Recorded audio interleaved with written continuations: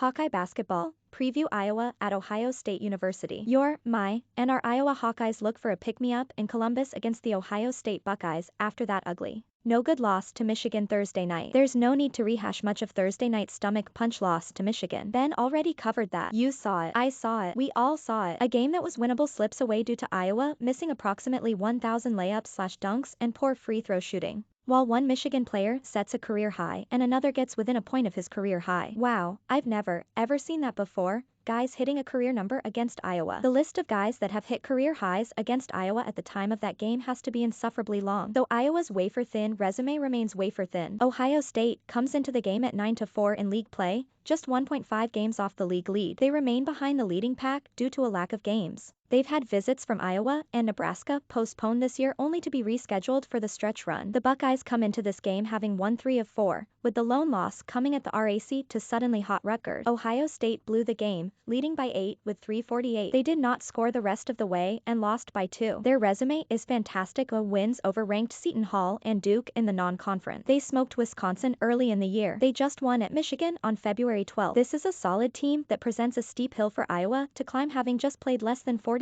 hours before tip-off of this game. Projected starters: J. Liddell, 19.9 ppg, 7.6 rpg, 2.9 apg, 2.5 bpg, 51.7% fg, 40.2% 3pf, Key, 9.1 ppg, 5.7 rpg, 58.1% fgg, Malachi Branham, 10.7 ppg, 3.5 rpg, 1.8 apg, 45.1% fg, 44.8% 3pg, Jamari Wheeler, 7.2 ppg, 3.1 rpg, 3.5 apg, 50% fg, 38.7% 3pg, Eugene Brown, 3.4 ppg, 2.5 rpg, 50% fg. It all starts and stops with Liddell, one of the 5 legitimate candidates for Big Ten Player of the Year. He does it on both ends of the floor, 4th in scoring, 2nd in block. His advanced stats are great too, 2nd in win shares, 3rd in PR. He's a fantastic player. Please note the presence of Kyle Young and Justin Ahrens on the Ohio State bench. They're still there. Young blasted the Hawks in Iowa City last year, scoring 16 points on 5-6 shooting to go with 6 rebounds in an 89-85 Ohio State win. You'll remember Ahrens from the disaster at the end of the 2018-2019 season when he scored a career high 29 points in a 90-70 rout. To put that in perspective, Ahrens has not hit 20 points at any other point in his career. His next best game was an 18-point outing against Nebraska last year. Because,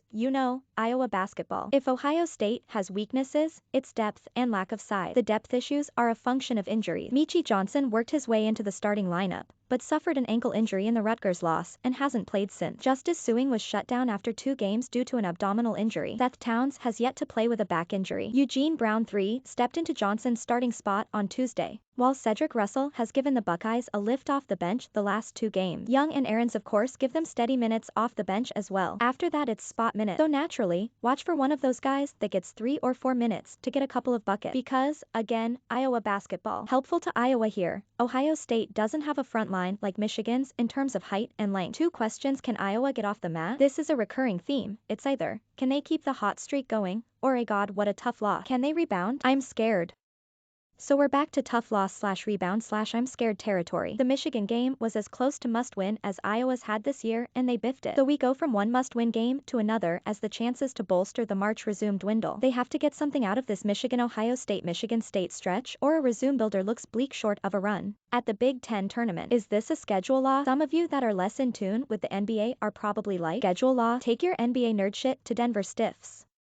Which, fair. A brief primer. In the mid-2010s, the terms schedule loss started entering the NBA lexicon. In general, you could reasonably predict wins and losses not based on the quality of the opponent, but by the schedule leading up to certain games. It's a combination of overall lack of rest between games that then rolls travel and time between tip-offs for each team into the equation. Add it all up and you can reasonably predict losses where the schedule bites you more than your actual opponent. One consultant for an NBA team was able to correctly pick the loser of games with up to 78% accuracy. But SirNick, the players are young. They can do this. They all played AAU where they play multiple games a day. They have this sort rest in the tournament. Yep, that's all true. But AAU is BS, and the NCAA tournament is all in one venue. With the right matchup you aren't exerting max effort for 40 minutes, then getting on a flight the next day and losing an hour. then having to play an excellent team on their floor. So this feels like a schedule loss to me. Can Iowa win? This is historically a close series, and the last 6 games in Columbus are an even 3-3 split. Just a year ago, Iowa held Ohio State to 57 points in their building against what was a top E5 rated team. It's winnable for Iowa if Keegan's cramping issues are sorted, Bohannon gets on track again, they make layups/dunks/free throws, and so on. Just act accordingly if this game gets out of hand. It was potentially always going to get out of hand. Ohio State's a good team, but especially so in this spot in the schedule.